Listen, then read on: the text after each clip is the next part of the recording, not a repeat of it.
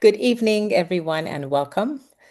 My name is Hania Jodad, and I am the Senior Partnerships Director with RootsAction and a part of the Teach-In Network and the co-chair of No War with Iran campaign through Diffuse Nuclear War, which is a RootsAction initiative that we're proud to lead. Tonight, we gather across screens and miles drawn together by a shared pulse, a belief that in moments of deep crises, ordinary people can still rise, still witness, still act. This teach-in, brought to life by RootsAction and Taxpayers Against Genocide, is more than just an event. It is a lantern we lift together in this darkening world. We meet because we feel the weight of what is done in our name and because silence has never been neutral. Because every taxpayer dollar carries a weight and every citizen holds a thread in a fabric of justice. As the people of Gaza endure a genocide, a famine, a displacement, an unfathomable loss, many of us have watched with breaking hearts and clenched hands. We have watched our government enable devastation, watched our politicians and leaders turn away from suffering, and we've watched as grief rose like the tide across the world. And yet, here we are, still gathering, still insisting that another way is possible, still rising. The TAC complaint before the Inter-American Commission on Human Rights is part of that insistence. It is a collective declaration that we will not be reduced to bystanders, that when our own institutions fail to restrain violence or uphold law, we will carry our plea for justice to the global stage. It is, at its core, an act of hope, hope forged by thousands of ordinary people saying, not in our name, not with our dollars, not with our silence. But tonight is about more than just legal filing. It is about summoning the courage this very moment demands. It is about revarying knowledge with consciousness and consciousness in action. A teach-in is a sacred kind of gathering. It's a space where truth can be, we can breathe truth, where history is not something distant, but something alive and in our hands, and where each voice adds a strand to the tapestry of resistance. Whether you come here tonight as an activist, a student, a parent, a witness, or someone simply searching for clarity, you're a part of this tapestry. We certainly welcome you. So let this be a beginning or the strengthening of a shared journey. Let us learn together, question together, grieve together, smile together, and commit together to building a world where human life is not negotiable and where justice is not a whisper but a chorus. Thank you for being here from the bottom of our hearts. It's an absolute honor for me to introduce our speakers here. But before I do that, I again want to thank you for meeting the moment with us and introduce my co-moderator, Shane Copeland, who's the co-founder, one of the co-founding members of Texas TAG, Taxpayers Against Genocide, co-chair of the Houston Green Party. He's an attorney, and he has been just so incredible at helping us organize this call. So before I introduce Maria, let me lift him up and deliver him his flowers for just being such an incredible human being. Shane, do take it away. Oh, thank you, Nia. That was a beautiful introduction. So I just want to give a little background about myself and how I got involved in tag. I think Nia, already alluded to that in the intro, where we're all here because we're just sick of seeing the atrocities through our phone the past 2 years. I felt pretty powerless, admittedly, here in Texas. I saw we got a couple people in the chat from Denton, Texas. So I know some of our listeners are already familiar with the chaos of Ted Cruz and Greg Abbott. For example, like Texas even passed like anti-BDS laws, where if you want to work with the government, you have to basically pledge to not boycott Israel. All that being said, though, I was trying to find a group of like-minded people that I could get plugged in with and actually gain some traction here. And so what drew me to tag was that it was started by people just like me. But they were able to actually take action through the courts. I believe they started with lawsuits in federal court in the Northern District of California, suing their own politicians, right, their own representatives for basically misappropriating their tax dollars and using it against our will, and effectively making us uh, holding us captive to this genocide. But they also worked with the National Lawyers Guild to go beyond the federal courts once America pretty much showed that it's not going to do anything to actually hold our reps and the government officials accountable.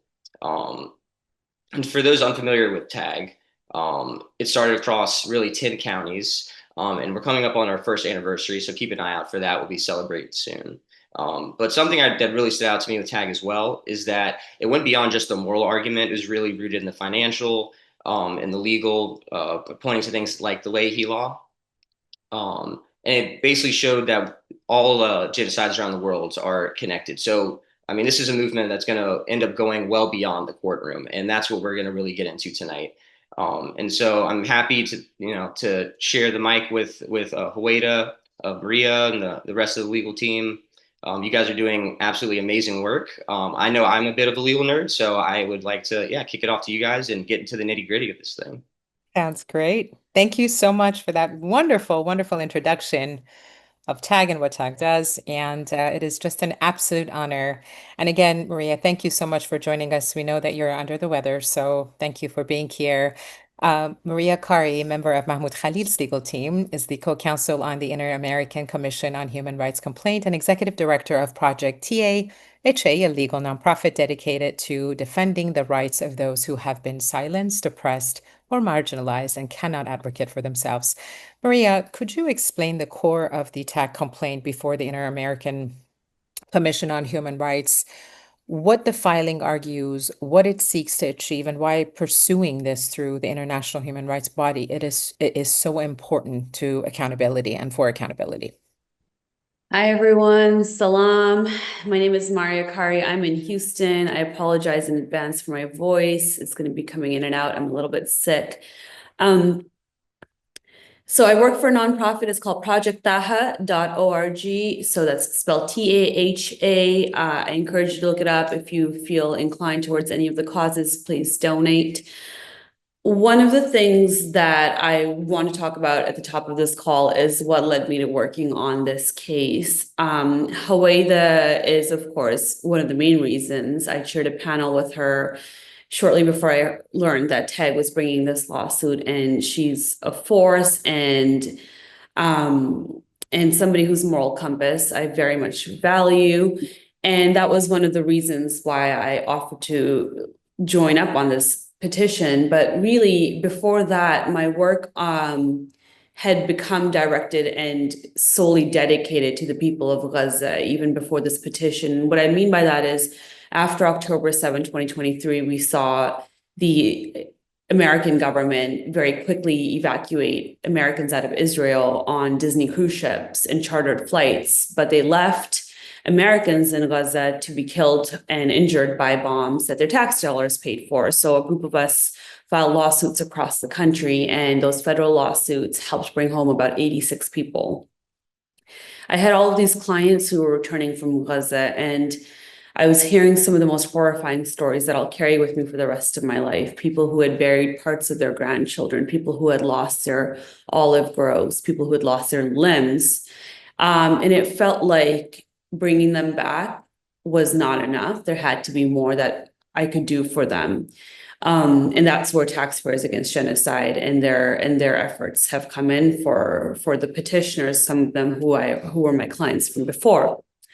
So this petition we filed on May 15th.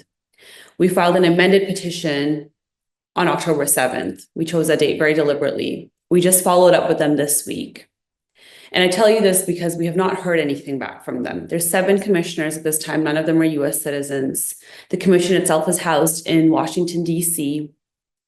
There's always been complaints against the commission for its politicized nature. We'll talk about that a little bit.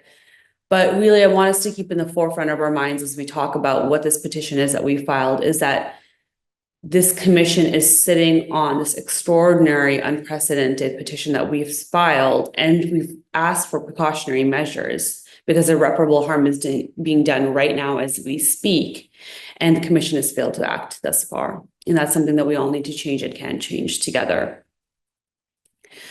And a high-level overview, right?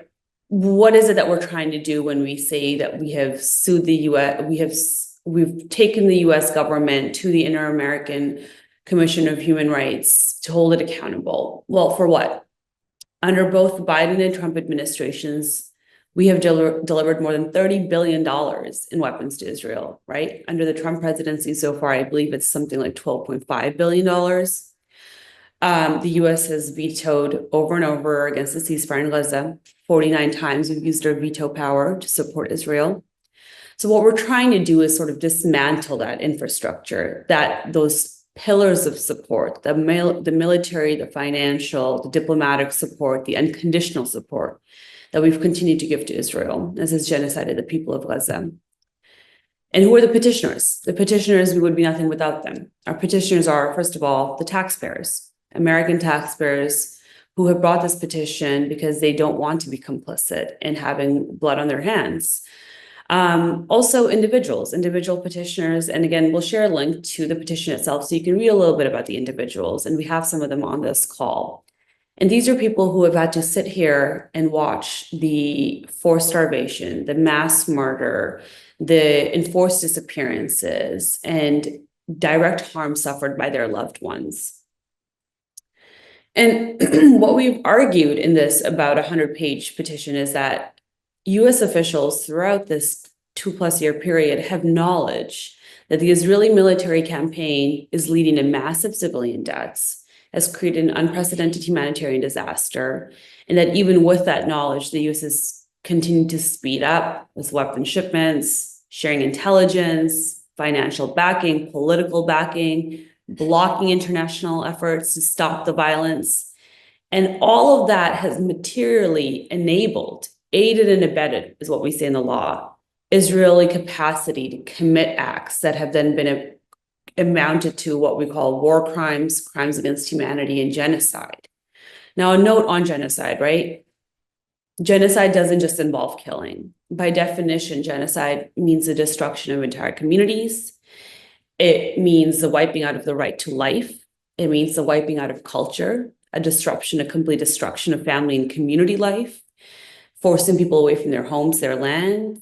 And these are not things that, we're arguing sort of out of nowhere in the petition. They're backed by multiple major nonprofits, human rights organizations, and even ICJs saying that, yes, plausible genocide is occurring as we speak. And the Inter-American Commission has consistently held that when these rights are being violated on a large scale and in a systematic way, as we're seeing in Gaza, that does fall within the Commission's mandate to act. So, in other words, when there's a pattern of mass killing and forced displacement, and cultural destruction, like what we've seen in Gaza, which is the hallmark of genocide, the Commission not only can act, but we're arguing that it's required to. So along with violating the Genocide Convention and international law, the US also has duties under the American Declaration on the Rights and Duties of Man. We've made an argument in this petition that when the US is providing weapons and intelligence and political cover that help then the Israelis destroy civilian life and infrastructure in Gaza, the US is complicit, it's contributing, it's manufacturing the violations of the declaration that it's bound by. A final point I'll make before I wrap up is on two notes. What did we do domestically before we went to the Commission? That's important because before you go to the Commission, you have to show that you have exhausted domestic remedies. In the law, that means that you did everything you could domestically in your home country before you went to international legal mechanisms. And what we showed in our petition, that is each individual petitioner, including the over 4,000 members of Taxpayers Against Genocide, were repeatedly in contact with their elected representatives. Some were calling every single day. You had, I think, 100+ organizations formally contacting their local senators and emphasizing the American government's obligation under both domestic and international law to block weapons transfers that are then facilitating human rights violations overseas. We also turned to the federal courts. There was a case of DCIP v. Biden out of California, also Donnelly v. Biden, in which we argued that continuing to send weapons and military funding to Israel, despite overwhelming evidence of mass civilian harm, is violative of both American law and our international legal obligations. Both those cases didn't reach the merits phase, which means that the court dismissed the cases on strictly procedural grounds before any kind of argument could be made in court about the meat and bones of the lawsuit itself. And the reason the court did that is because of the political question doctrine, which broadly says that this is an issue of foreign policy. It has to do with war, and that is for the president or for Congress to decide on, not the courts. That's the political question doctrine. I see it as judicial avoidance. We've seen that frequently when it comes to issues of Palestine, when it comes to justice for Palestine. So that's not something that's new. I encourage everybody to sort of look back at the Rachel Corrie case, and even just to understand like how we got to this present moment. And then I'll make a point on why we chose to amend on October 7th. So after we filed on 15th May, we saw sort of an escalation in the genocide. We saw the Israeli blockade enter, I think, its most dangerous phase. And we saw the US machinery really double down in the way it was involved. I would say that it went from being enabler in chief to boots on the ground facilitating directly. And that was through the Gaza Humanitarian Foundation, which is this militarized aid distribution system that did away with what we had previously through the United Nations and other more neutral aid organizations. And starting June 24th, the State Department, which gave a $30 million grant to the Gaza Humanitarian Foundation, despite I think something like 58 internal objections within the State Department, resulted in this militarized food distribution system that has resulted in 3,000 deaths, I think, approximately, several hundred every day. People are killed while trying to get food. And Anthony Aguilar, who was one of the whistleblowers who worked on that site, is one of the signatories to our petition. Along with that, there was other things that happened. We had Francesca Albanese's report come out, conclusively determining that not only was this a genocide, but really laying out the way that US entities or private companies that are in bed with the US government and their role. So we included a lot of that. I encourage everybody to read that. It's fascinating, something we need to understand because these tech companies play such an important role in our own personal lives. The US government also turned on Palestinians domestically, right? There was programs that were allowing people for Palestinian children to come and get treatment here. The US government shut that down in August. It sanctioned people who were critical to the pro-Palestinian movement, including Karim Khan, the ICC prosecutor, Francesca Albanese, important organizations like Al-Haq, Al-Mizan, Palestinian Center for Human Rights. And the US is currently using draconian measures to suppress pro-Palestinian advocacy by targeting immigrants and non-citizens. Again, something that we should all be on the watch for and pushing back against as much as we can.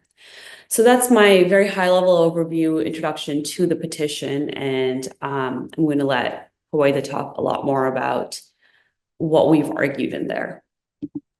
And thank you, Maria, so much for sharing that information with us. Could you also share Taha's website so folks can better connect with your team and just understand the work that you do? And I believe the complaint was shared by our colleague Chelsea. So I'll hand it to you, Shane, to introduce our next speaker. And again, Maria, we know that you're under the weather, but it has been an absolute honor to be in the same space with you, to be in community with you tonight.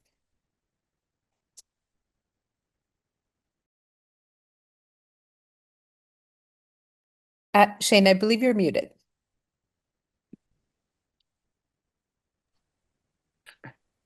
Apologies for that.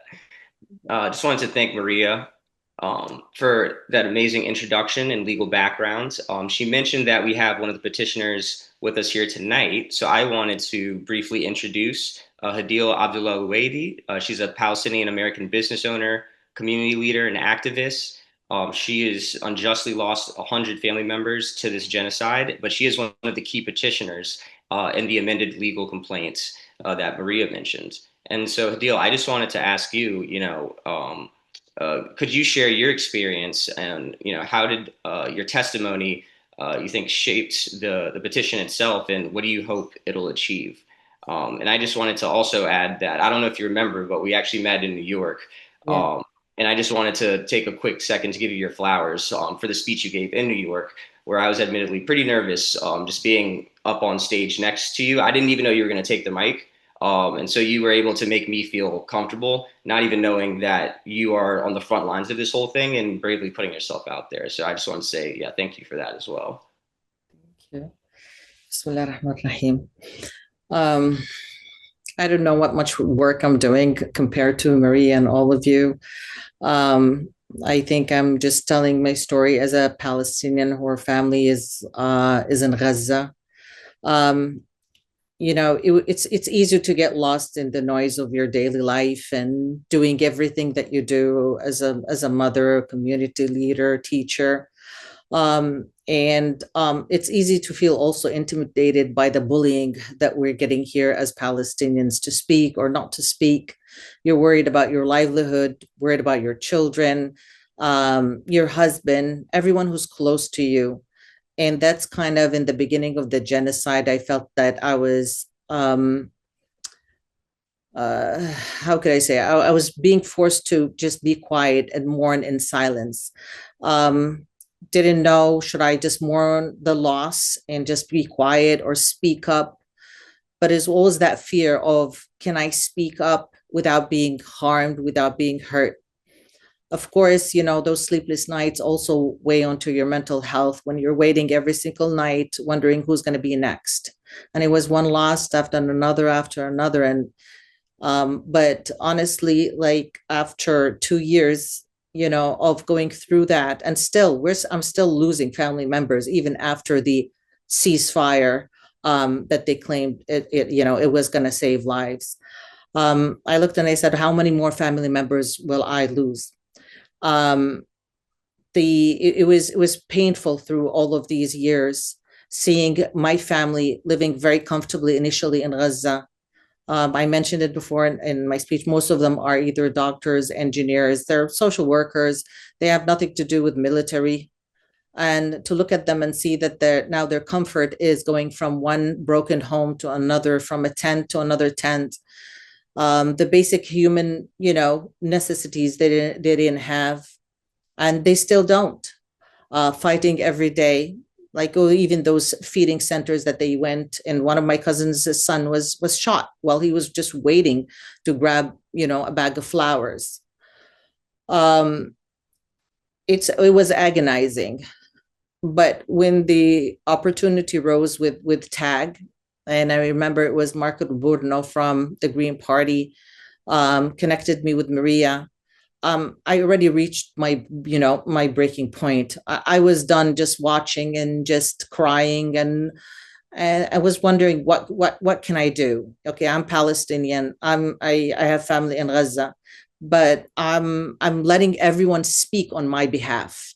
I'm letting people who are not connected. I admire everyone who spoke for us. Don't get me wrong, but telling someone his story has to come from the person themselves, from a direct connection with that pain. And I'm still just giving you a glimpse of it. I haven't lived there. I don't know how is it to be there.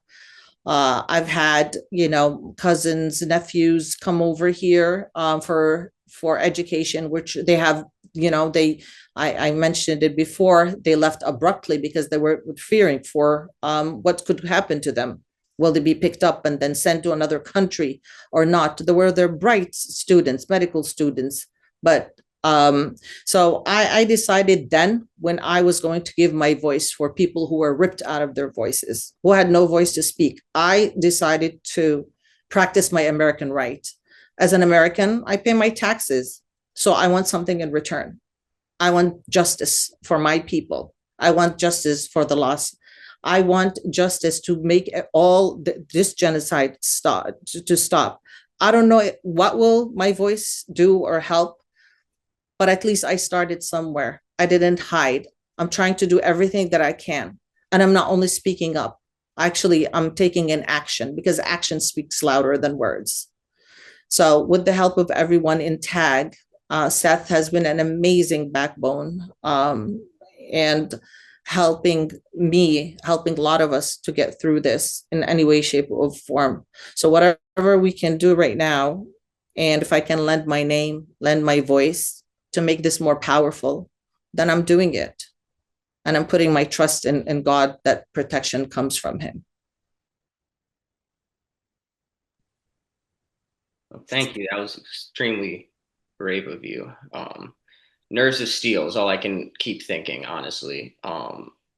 Yeah, the strength it takes and the steadfastness to put yourself on the line, and know that you're speaking out. Yeah, and the government can betray you at any second. I mean, most people aren't cut from the same cloth. I'll say that. I'm trying my hardest to keep up here, but you are truly setting the bar where it needs to be set. And thank you also for giving us a glimpse of to what's going on the ground and the human experience of it all. I guess with that, I would like to potentially transition to our next speaker, because really, for me, it's always been hard to wrap my mind around the level of dehumanization that people are capable of in these scenarios.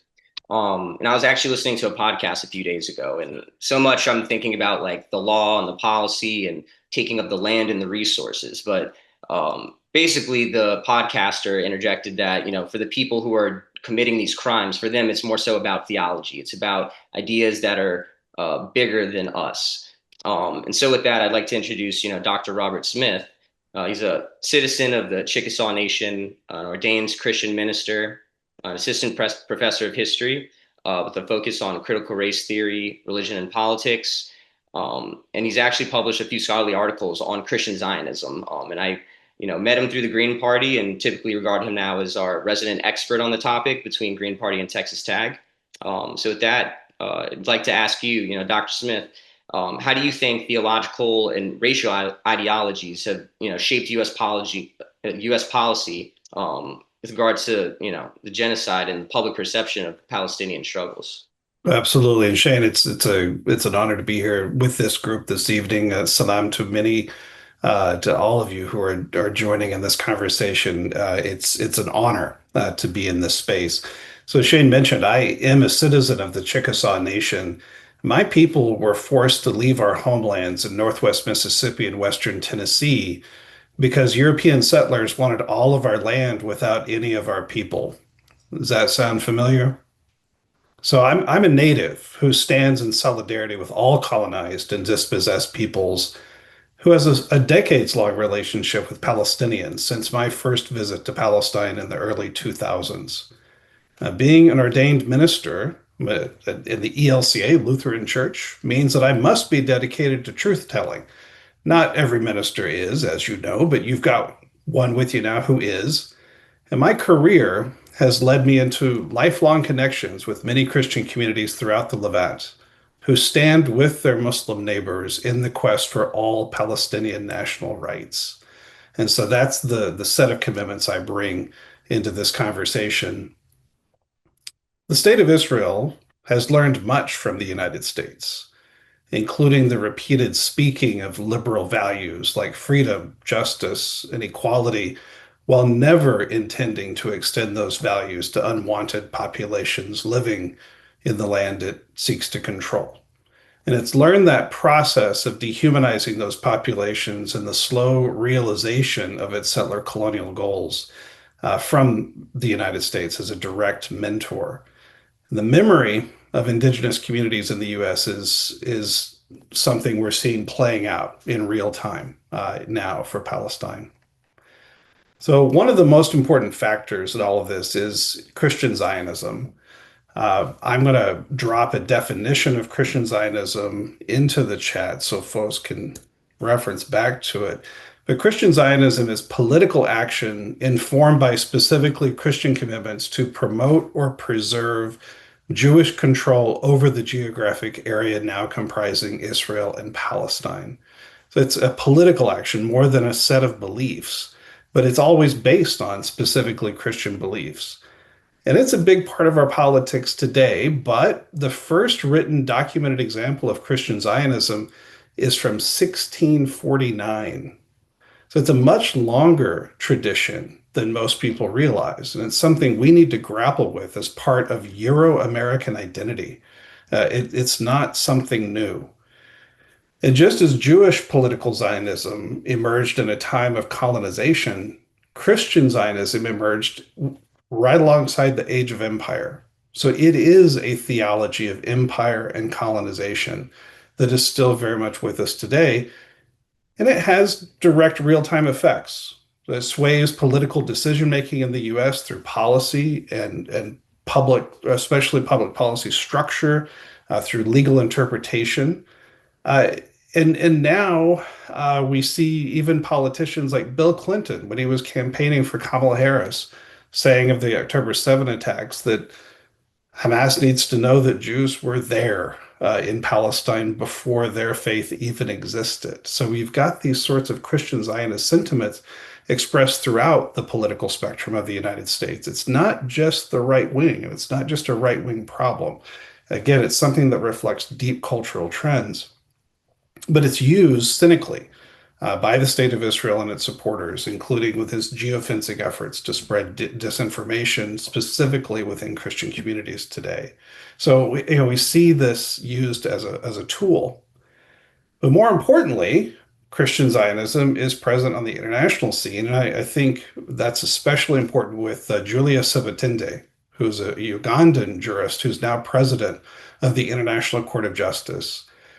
In January 2024, when the ICJ issued its provisional measures ensuring Israel didn't engage in activities that could constitute genocide, there were 6 of those measures, and Aharon Barak, the Israeli judge on the panel, supported only 2 of those measures. Sabatinde rejected all 6. And it was curious, why did she issue that statement? Well, in August 2025, she gave a speech back in Uganda saying that the Lord was counting on her to stand on the side of Israel, and that she had a very strong conviction that we're in the end times and that the signs are being shown in the Middle East, and she wanted to be on the right side of history. Her Christian Zionist commitments shaped her legal interpretation. So I think it's very important for us to see how this theology operates within legal spaces. And then when we come back to the United States, understanding that law always operates within cultural and political spaces. Law is a malleable tool, and it needs to be understood as a strategic tool. And so in the US, Christian Zionism now operates within this broader assemblage that we call the Judeo-Christian tradition that was invented in the early 1950s to support the US in its Cold War struggle against godless communism. But it also came up alongside whiteness as a new form that encapsulated Protestants, Catholics, and Jews all together in this struggle against communism, but of course excluded Muslims, excluded Arabs, excluded all forms of brown and black people. And so once we understand how Christian Zionism works off of those deeper structures of American identity, and that law is always an expression of those deeper structures of identity, we need to understand how law then should be approached. And I am so thrilled to be part of this effort that is using law in the way it can be used, and not just simply lying prostrate before the law as something to be followed, but as a tool to be shaped, just in the way dominant cultures have shaped it. So in the US, many Americans walk around with all these basic assumptions, a basic civil religion that supports not just democratic capitalism, but the military-industrial complex that through empowered oligarchies today threatens our freedom, liberty, and hope, both internationally, but also especially here in the United States. And critical race theory teaches us that the legal system is structured to protect the power of the status quo. And changing that status quo requires creativity, and especially seeking racial and cultural interest convergences so majorities can understand how their interests are protected when the rights of minorities are protected. And that's why legal efforts like this are so vital, because they work within the system, as rotten and biased as it is, to strategically realize tangible outcomes for people who are harmed by state crime.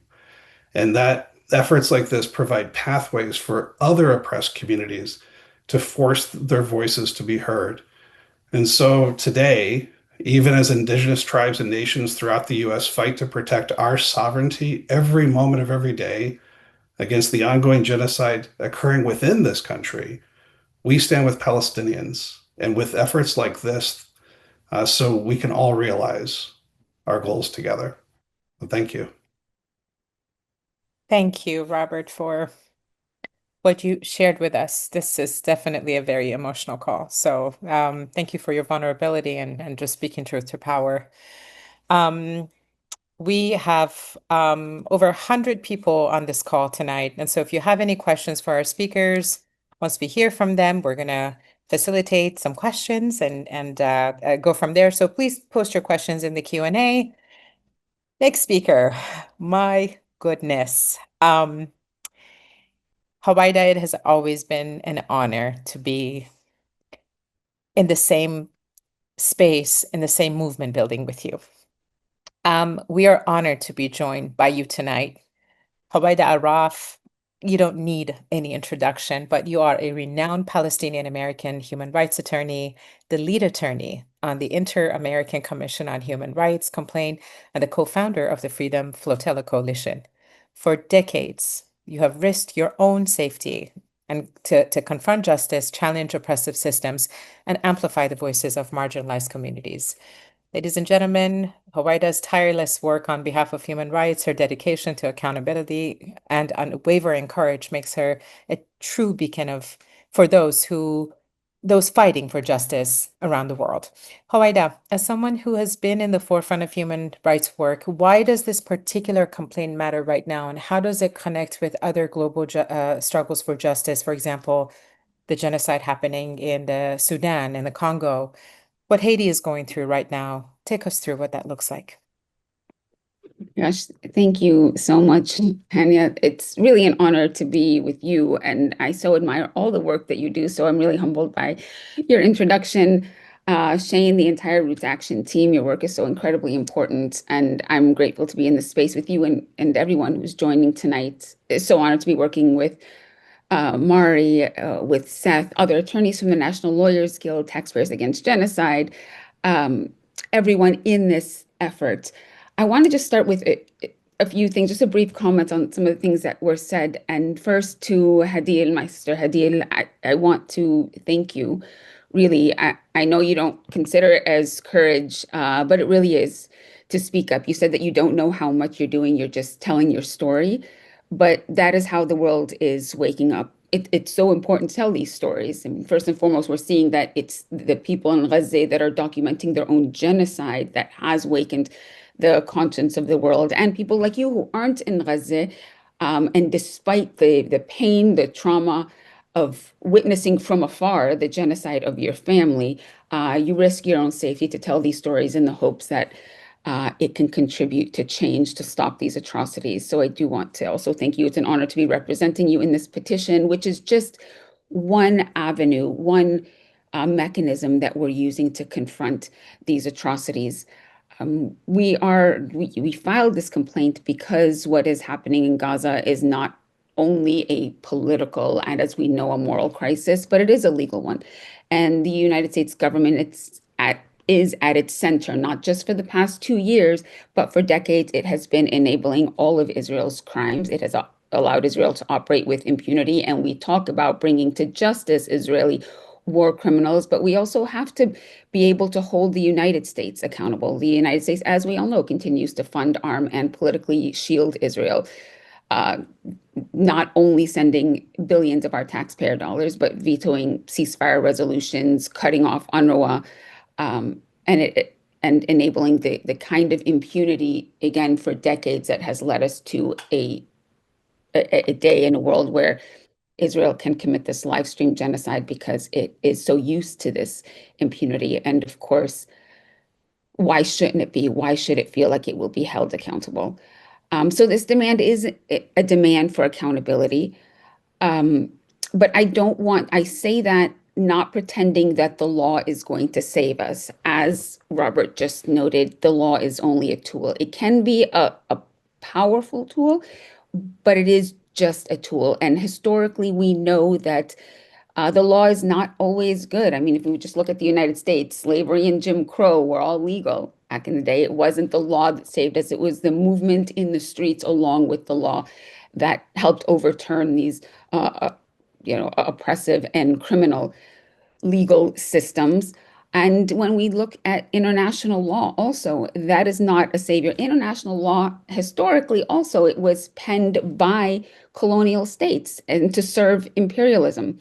And yes, over the years, especially after we went through this period of decolonization, supposedly the law was improving with the participation in the international system of these newly decolonized states. But we still have an international system that allows certain powers to really prevent the law from functioning the way it should, or we can say, the more cynical of us, or to be more truthful, it's functioning in the exact way that it was set up to serve hegemony and imperialism. But that is not to say that we need to dismantle the international legal system, and that is what Israel, the United States, and some Western powers are really trying to do, to take us into this world where international law doesn't matter, where there are no human protections, where military might and brutality is right, and that is a world in which no one is safe. So this petition is an attempt to try to hold the United States accountable for what it is doing. And I just want to briefly add on to also, before I go into actually the crux of your question, I want to add on to what Maria so eloquently explained. The Inter-American Commission on Human Rights is this regional legal body. The Inter-American system is the Organization of American States, which many of us are familiar with. I mean, it was created after World War II, and it was, countries in the Americas coming together and saying, never again to state violence, dictatorship, and impunity. But of course, the Organization of American States has not been immune from the political pressures, and there are some very legitimate criticisms of it. So some people ask, why even turn to this system? Because it has a long history of U.S. dominance, of political selectivity, and even complicity in coups and interventions that violated the very human rights that it claims to defend. So we see the same kind of trends that what the U.S. is doing out of the international human rights system, also doing with the regional human rights system. But that is not to say that we aren't going to try to use these mechanisms. And this is our effort to try. And Maria explained that the United States has it has insulated itself from accountability when it comes to its international crime. So we did try legally within the U.S. domestic system, Taxpayers Against Genocide. I wasn't involved in the aspect of trying to sue the members of Congress domestically, and in fact, unfortunately, was aware that that wasn't going to work. I saw a question in the comments asking, can we sue our representatives? Unfortunately, the United States, the legal system is set up so where you can't. They have immunity, not only because of what Maria talked about, the political question, but because there's something called the speech and debate clause, where they really have immunity for what they do for, in the purview of their legislative responsibilities. And then knowing that there has been a long history of trying to hold not only the United States, but Israel accountable, and these cases in domestic courts being thrown out, not only on the political question doctrine, but the U.S. has intervened in other cases trying to hold Israel accountable, saying that Israel has immunity. Israel has what's called foreign sovereign immunity and other immunities.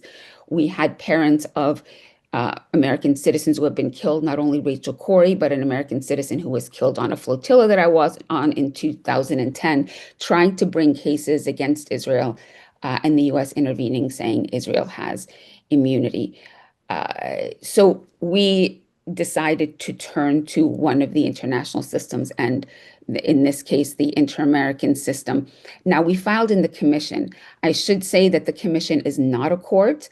It can't force the United States to stop doing what it's doing, but its findings do carry significant moral, legal, and diplomatic weight. There is an Inter-American court, but surprise, surprise, the United States does not recognize the jurisdiction of the court. It does recognize the jurisdiction of the commission, exactly because it can't force it to do anything like a court would be able to. But this is in the same line as the United States not recognizing the jurisdiction of the International Criminal Court. It recognizes the jurisdiction of the International Court of Justice, but what many people might not know is it actually has exempted itself from the ICJ being able to take jurisdiction over certain cases unless the United States agrees. So, for example, the Genocide Convention, which the United States is a party to, and theoretically a country should be able to take the United States to the International Court of Justice over violating the Genocide Convention. The United States, when signing on to that convention, exempted itself from the court being able to take jurisdiction unless the United States approves or agrees to jurisdiction. So not only in its domestic court system, but internationally it has attempted to always insulate itself from any kind of accountability. But a ruling from the commission in favor of TAG, in favor of the petitioners in this case, like I said, will hold significant moral, legal, and diplomatic weight, and we need to use that to continue in our other efforts, the movements in the streets, the organizing, the boycott, divestment, and sanctions, all of that to bring about the accountability that we're seeking. Now, to your case, in connecting like these other global struggles, how this connects to the other struggles for justice, we know that what we're witnessing in Palestine and Gaza, it's not isolated to Palestine. I mean, across the world, we see the same patterns, the same structures of extraction, domination, impunity, and it plays out in different forms, whether we're talking about the Congo, Sudan, Tigray, Haiti. And so when we filed this complaint, we did it with the understanding that Palestine is not an exception. It's actually a mirror, and it reflects how empire operates. Who's disposable, whose suffering is normalized, who's dehumanized, and whose resistance is criminalized. And so our hope is that this action, though rooted in Gaza, it becomes a bridge that is connecting movements against militarism, movements for racial and economic justice, and movements for decolonization across continents. And we are seeing this. We are seeing people rising up in the millions and in the tens of millions, and pushing for. Lawyers around the world are using their own domestic legal systems, are using international systems to force accountability, but understanding also that what we're doing in these spaces in the courts have to go hand in hand with the movements in the streets. I have spent most of my adult life kind of working in international solidarity that came about by just moving to Palestine and witnessing with my own eyes what is happening. And I've seen how powerful it can be. Actually, Robert, right before this call, reminded me that we first met in Palestine when he joined the International Solidarity Movement, which I was with in Palestine. It can be a very powerful force when people refuse to be divided, refuse to give into violence, and truly unite across borders, social structures, religions, ethnicities, and understanding these connections between our struggles. So our complaint is one out of many that not only should, but must be taken in this global struggle against impunity and militarism, economic and military hegemony. And it's a legal tool in service of a moral movement. It is, as you said, Hania, our unrelenting, what must be like this unrelenting drive to believe that another world is possible. Because if we accept this world that the United States, Israel, and others complicit are trying to create, again, it's a world in which no one is safe. So the struggle that we're in collectively is a struggle really for our collective futures where life matters. So let me stop there and maybe open it there or hand it back to you. Thank you, Huwaida. And let me just say this, the bravery of the activists that have been in this movement for decades now, and the likes of yourself and Robert, and just folks like Shane, Seth, Norman Solomon, Ryan, folks who have been standing in solidarity with just a movement for freedom of Palestine, the courage they're also giving to the younger generation to dismantle the propaganda one by one news station at a time, one article at a time, and just really getting out there saying this is not a world where we want to live in. We don't want to pay billions of dollars to another foreign country while we cannot even get healthcare here in our own backyard, right? Our military Pentagon spending is what, upwards of like $800 billion of some really ridiculous number, right? Larger than the 8 next countries combined. So there is something very wrong with this picture, right? And so thank you for being at the forefront of this fight for justice. With that said, I do want to bring my sister Naima Khan, who's a part of TAG, as well as my colleague, Ryan Black, who will talk about the Teach-In Network, as well as what TAG has been doing, what TAG is up to, and how you can join the movement. Hello, everyone. Thank you so much, Hanya. Fantastic webinar, fantastic teach-in this evening. Speaking of activism, I was just at Purdue Fort Wayne. I'm in Fort Wayne, Indiana, because Pete Hegseth was there talking with military, industrial, industry folks. So had a nice little protest, about 75 people there with signs telling him to get out of our city. So that was nice. And yeah, I want to urge everyone not just to join TAG, which you'll hear about here shortly, but to go to the Teach-In Network and see if you're interested in hosting your own teach-in.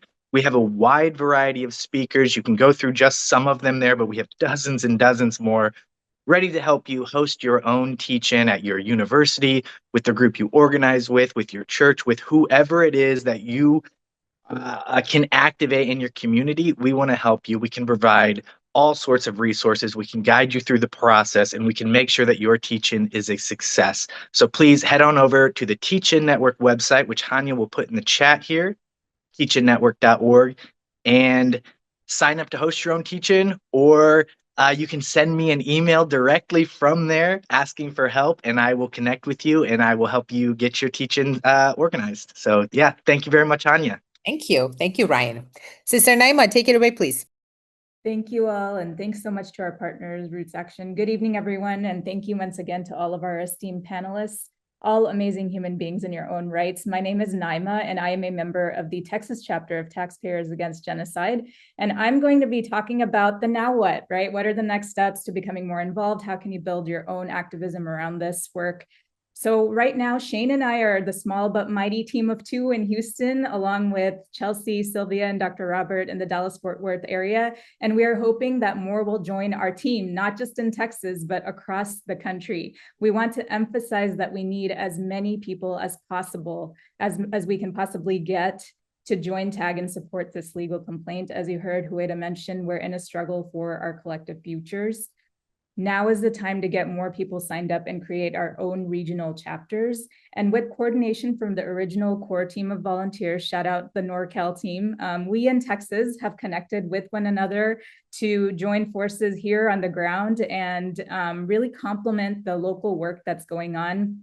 So through these chapters, one of the goals is, under the lead of Palestinian activists, we are developing grassroots infrastructure to take actions and support actions like arms embargo, like BDS efforts, as well as campaigns to support the release of political prisoners on the ground in our local areas. If you'd like to join us and support our efforts and, of course, the complaint, please visit www.taxpayersagainstgenocide.org. In fact, I'm going to give people a minute. Please go ahead and type that into your browser. Click on the green Join Taxpayers Against Genocide button at the top. This will take you straight to a form where you can sign up and choose the state that you are in. And so even though this complaint has been filed, we're continuing to collect signatures to endorse the complaint. And the names of the people who are registering or signing or supporting, I just want to emphasize, available, but the numbers are going to be important and will help us apply pressure on the commissioners. We're pushing to get 10,000 signatories, so please visit the website and join when you have a moment. And you'll also, on the TAG website, you'll find a full copy of the legal complaint that you can read through and peruse through as much as you'd like to get supporting information and facts, as well as many other resources that TAG has posted on the website. And that includes an organizing toolkit and other educational materials that will help you do your local organizing work. it is truly significant to have US taxpayers involved in taking collective responsibility for what our government refuses to own right now. The more that we're able to build pressure on the Inter-American Commission on Human Rights, the more we can build a case for support in the international arena and hold our government accountable for its role in this genocide. We will not let go. And these are not quick actions, but again, understanding what all of our panelists have told us, right? These are long and patient inroads that we must continue to pave. And these are paths that we will take for the long haul while we still continue our shorter term, hopefully lower hanging fruit, kind of quicker actions, right? So like Huwaida has been emphasizing over and over again, and everyone, has echoed, it's the combination of the on the ground work, working within these otherwise corrupt and racist systems, as we know, right? So this is how we keep hope alive, by taking small, consistent actions that will help us inch toward our goals. I also have a note here that anybody in the audience who has connections to activists in Latin American countries, please put us in touch. We want to connect with them to get to put extra pressure on these commissioners from the other end. So please email us at taxpayersagainstgenocide@gmail.com if you do have any such information. And of course, we greatly appreciate it. So thank you, and I will hand it back over to Hania. Thank you so, so much for that incredibly important information. There's one question I believe, Shane, we have time for, and that came up earlier during the call. Do you want participants on the call to contact the Inter-American Commission for Human Rights and tell them to act on your complaint? If so, how should they contact them? I'll point this to you, Sister Huwaida. And then Robert, if you have any last words for us to finish the call. Not necessarily individually contacting, but we do need to create pressure on the commission because we originally filed the complaint back in May. And what we did, the commission actually has a mechanism by which we can request what's called precautionary measures. It's equivalent to an injunction in the United States, where we're actually saying that the time that it will take to actually hear this case and resolve this case, there is going to be irreparable harm done to the petitioners. And so we need the commission to take immediate action and issue precautionary measures. Now, this really obligates the commission to act more quickly. Generally, you're supposed to hear back within a few weeks about moving this case forward. It's been since May that we filed this request for precautionary measures. It's been over 6 months and we have heard nothing.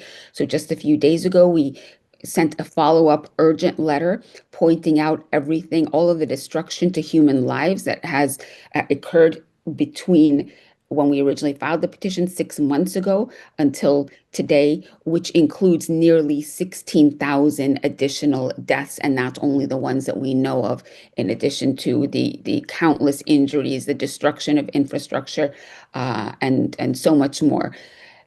And we pointed out to the commission that its failure to take action, because it does issue precautionary measures, sometimes when it's dealing by complaint by a single individual who is harmed by his or her country, issuing precautionary measures. Here we have 2 million Palestinians in Gaza and their relatives in the United States being directly harmed every single day that the United States that the commission is not taking action. And by not taking action, they not only call into question kind of their own legitimacy, but are furthering the dehumanization of Palestinians. In saying really that all of these tens of thousands of Palestinian lives are expendable and we will cave to political pressures, and there are political pressures. So there are political pressures on this body not to act, not least of which because the United States is a major funder of the OAS and they don't want to poke the bear in Donald Trump. We do believe that these are forces leading the commission not to act and to try to push this off.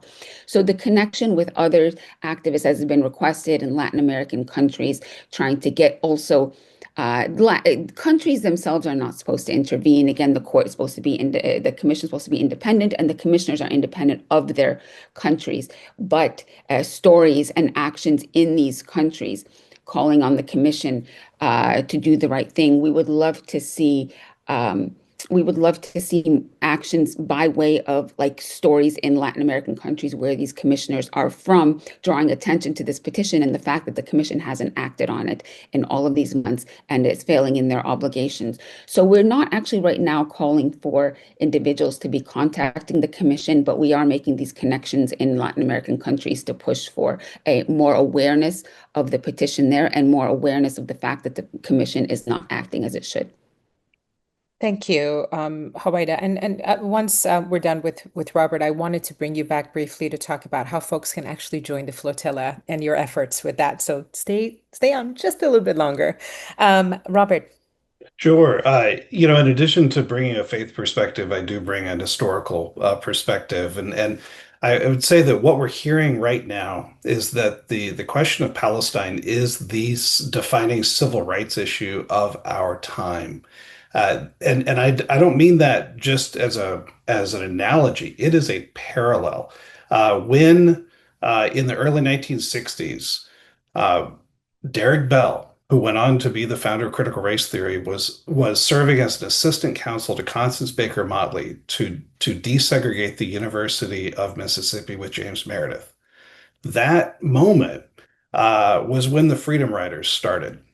And when that started, the legal defense team of the NAACP didn't know how to defend them because the young people were taking actions the old folks didn't know how to deal with. And Thurgood Marshall blew a gasket saying these young people shouldn't be doing this. But it was Constance Baker Motley, that middle generation, who said we need to come up with new legal pathways to defend these young people, to support their work instead of telling them to not do it, because she was the one who first recognized it took the movement in the streets along with the movement in the courtrooms to make sure that true progress was made. And that's what Derek took with him as he became the first theorist of critical race theory. So we're seeing the parallels today, and I so appreciate the legal creativity of this work, and that again brings us tangible hope. These are the real things that draw us together and give us purpose and meaning as we take meaningful steps toward these hegemonic forces that seek to destroy our lives and to commodify our lives for their purposes. We refuse, and this is how we resist. So thank you so much for being part of this effort. Thank you, and much love to you and our sister Hadil, who I just love and adore and send so much love to. Sister Huwaida, tell us how we can join the flotilla. I know there's people just waiting to hear. So. I happily. Before, let me just quickly modify my previous answer. I said that we're not calling on individuals right now to contact the commission, but that might change. There's no rule prohibiting us to contacting the commission, but right now we're trying through these other mechanisms. But definitely stay connected, because we might then just call on people to contact them directly through the emails and other forms. At the flotilla, yes. So, what some people might not know is the flotilla is not a new thing. We have been sailing to try to break the siege on Gaza since 2008, and we've sent kind of many boats, but this year in 2025, more people really became aware, I think, due to the just calamity of the situation and the continued impunity. And so what we've seen this year is that there has been a growth internationally of people wanting to join in this civilian, global, and nonviolent direct action to challenge Israel's illegal blockade. In the United States, the Freedom Flotilla Coalition is made up of groups from around the country, around the world, in different countries. And we have a U.S. base. It's called U.S. Boats to Gaza. So people can go to our website, usboatstogaza.org. But in addition to contacting us and seeing how you can join, joining goes way beyond being on a flotilla. And I always say this, actually, the most important thing is not being on the flotilla, but the work that you can do in support, in creating the pressure that is supporting the sailing. So there are other ways that you can participate.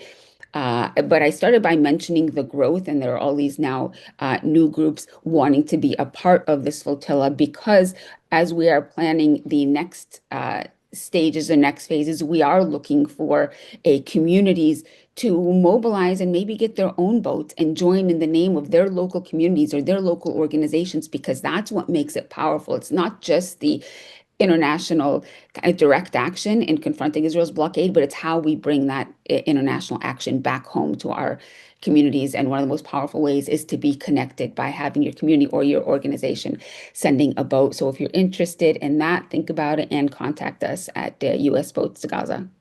And donate, donate, donate, donate. That's so Absolutely, always.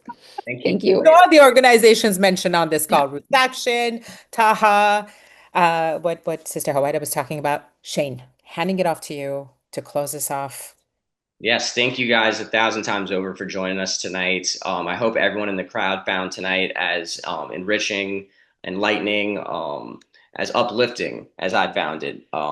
If nothing else, it's great to be in community, be with like-minded people, being on the right side of history, and doing right by others. This is only the beginning. We've got a lot of notes, a lot of actions to take. Please make sure to reach out to Huwaida, reach out to TAG, reach out to all the orgs that worked here tonight. It's going to take an entire network of us to come together and take down the system. So please, keep that with you, and looking forward to seeing you guys hopefully in person, wherever we're going to rally and organize next. Thank you. Thank you to our speakers. Have a beautiful rest of the evening. And thank you all 100 of you for being here, 100 plus actually. So good night, everyone.